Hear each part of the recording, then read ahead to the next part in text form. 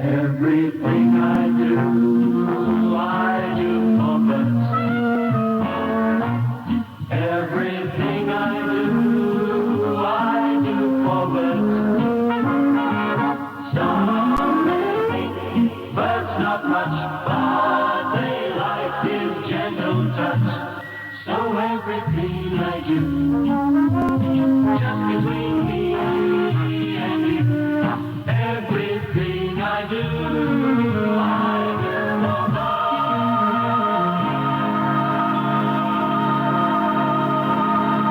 I'd like to come home to 3 years day.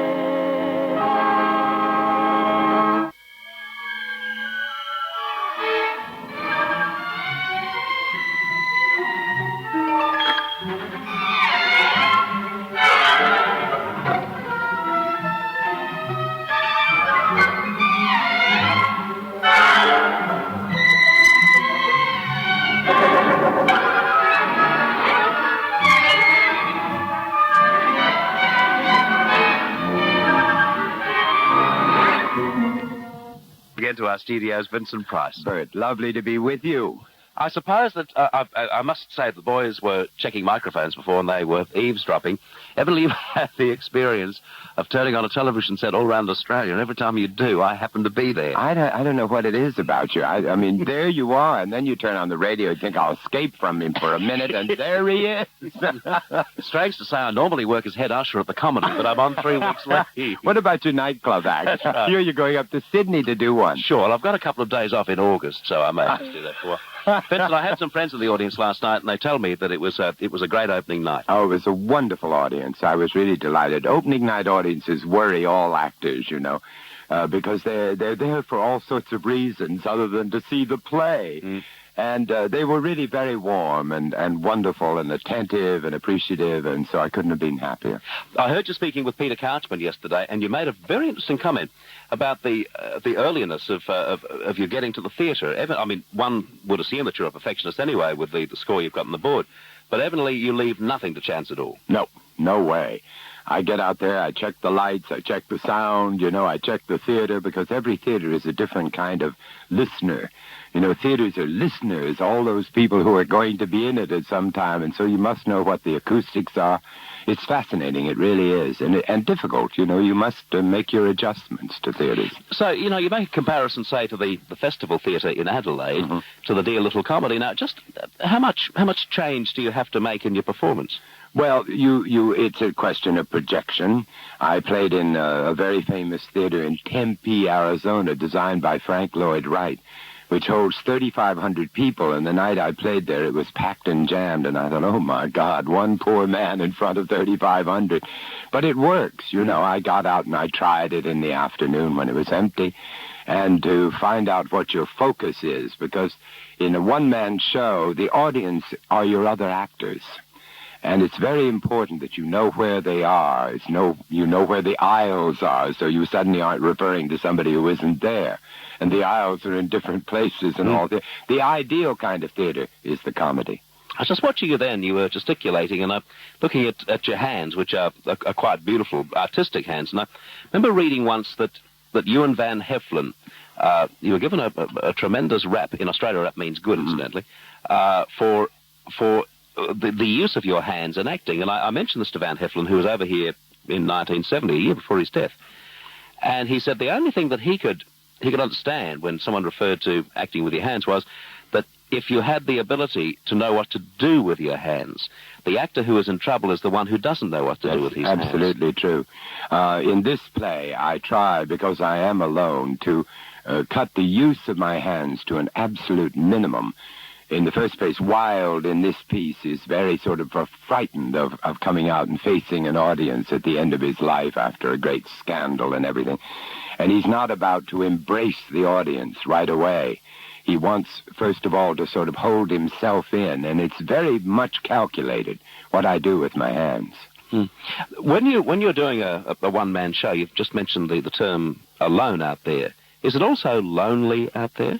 You've heard about the loneliness of the long-distance runner. Well, this is the next thing, let me tell you. You are alone. You know, you can't turn around and look at another actor and say, why didn't you say it right? Yeah. It's a lonely thing, but it's a great challenge. And I've been a lecturer for, 30 years now in 300-400 colleges all over America and Canada. And I know the thing of being alone on a stage and having to hold an audience, which has helped me a great deal in this play, because it is a lecture in a funny way, and yet it's a revelation of character as he gets a little drunk in the second act and goes overboard, you know, and lets out a few secrets of his life and then pulls himself back. I suppose, too, you're talking about the loneliness out there. It's not only the loneliness out on stage, but it would be very quiet backstage, wouldn't it? Yes, it is. And it's so dear of Coral, you know, who is really one of the best actresses on the English stage. And she felt that she travels with me almost everywhere. And she said, I just think it's not fair for somebody to be alone all night in the theater and on the stage and come home and sit in a motel or a hotel room and be alone, too. And we've had a wonderful experience around the country, you know, around the world, actually, now. I had Coral in here yesterday, and she gave me a delightful interview. And we were talking. She's madly in love with you, man. Is she? Oh, yes, we share the same birthday. I know. Happy birthday to you. I saw you murder one of the most beautiful cakes on television the other day. Yes, I forget what you call them. Profiterole. Say it again. Profiterole. And is it really a custom that you attack it with a knife? I don't think so, but you did. Vincent, far be it from you to criticize me. I have seen you attack everything under the sun with a knife. All right, absolutely. We touched on that yesterday about the movies that you've made, which have been in with the horror element. But I asked Coral, did she believe that you were sometimes either offended or hurt, perhaps, that wherever you hit town, naturally one of the aspects that is used is the fact that you've done horror movies. And it's not probably until the second or third story that someone bothers to pick up on what has been one of the most successful Hollywood careers, apart from the horror movies. I mean, you've been in some of the great movies of Hollywood, and you are one of its most respected sons. And does it hurt you at all?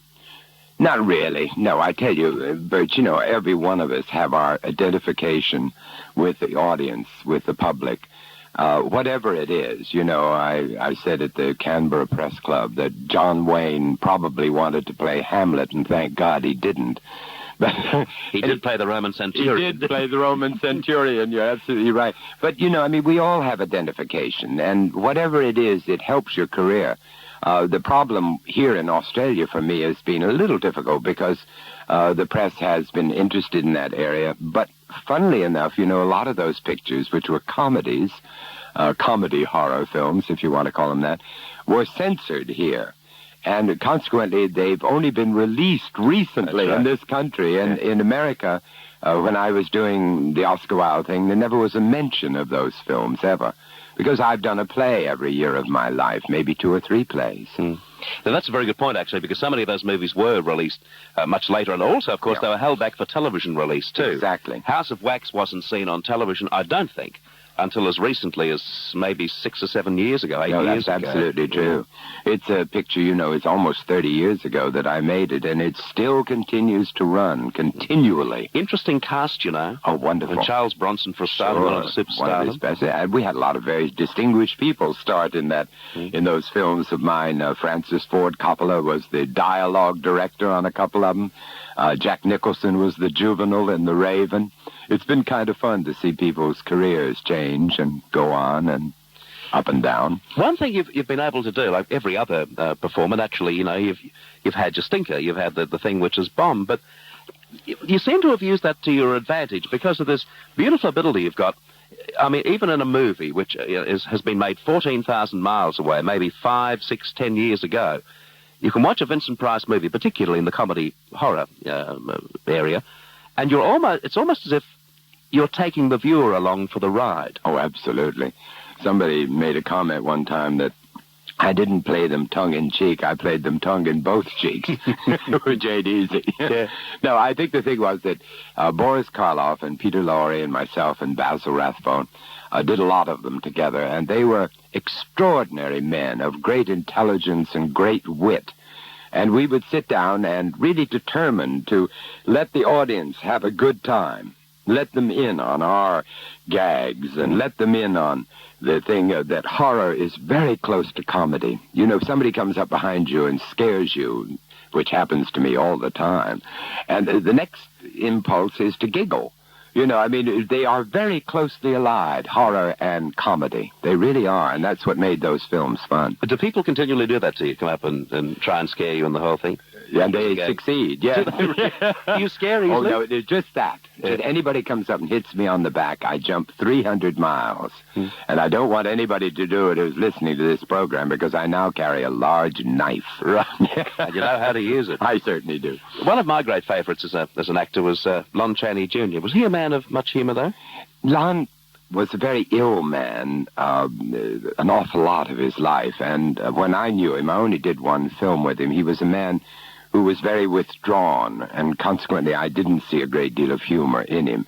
The other people who, Boris, who was really very crippled with arthritis and everything, was a man who never lost his sense of humor. I think Lon really resented the image of his father, you know, who was really the great master of that kind of film. And, you know, I mean, nobody should be called anything junior. You know, it's a terrible sort of curse. I'm a junior. But my father would never let me use it. He said, you're your own fella.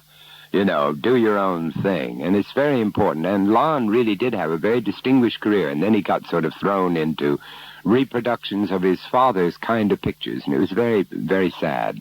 Well, his performance, I wasn't old enough to see Broderick Crawford on Broadway. Yeah. But evidently Broderick Crawford's theatrical reading of it was just out of this world. Oh, wonderful, wonderful. But Lon Chaney, I mean, for us it was out of left field because we'd not seen him in anything nearly as serious as that before. No, he was superb. He's superb. But it's very difficult for actors, you know. I mean, you do get typed.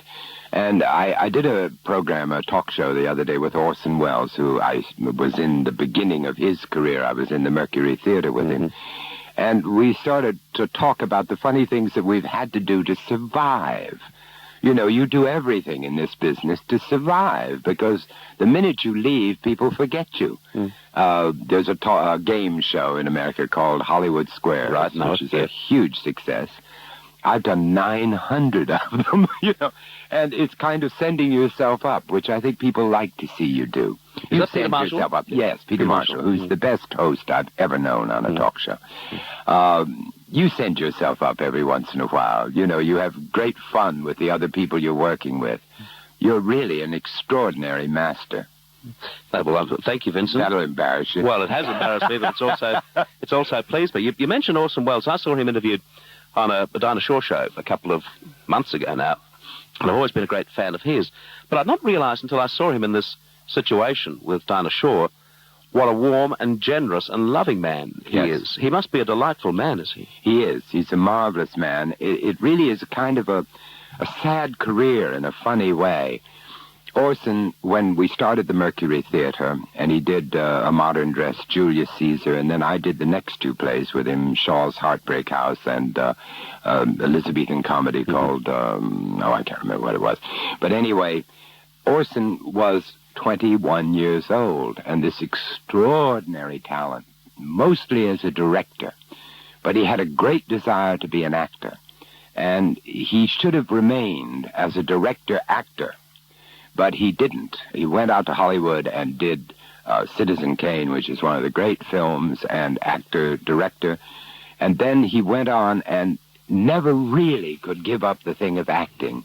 And I think if Orson had remained a director, he would have been the greatest director in the American theater. Yeah, without a question. Don't you think also, too, that perhaps some other producers and directors got hold of the performance that he gave in Citizen Kane and then allowed Orson Welles to almost make a parody of what he'd done so brilliantly? Yes, absolutely.